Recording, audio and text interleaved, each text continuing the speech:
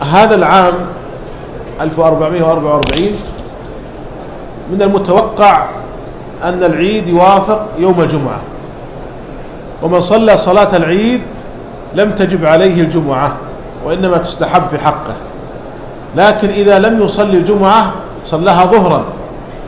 بعض الناس يعتقد أنها إذا قلنا لا تجب عليك الجمعة ترك الصلاة مطلقا، لا، إذا لم يصليها جمعة صلىها ظهرا.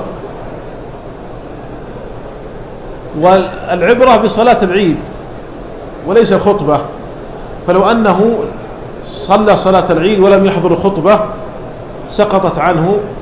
سقط عنه وجوب الجمعة. فالعبرة إذن بصلاة العيد، لكن الأكمل والأفضل أن يصلي صلاة العيد ويصلي صلاة الجمعة.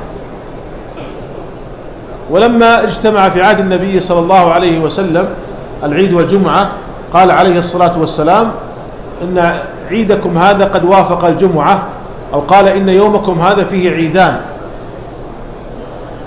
فمن شهد معنا العيد فإن شاء لم يصلي الجمعة وإنا لمجمعون إن شاء الله.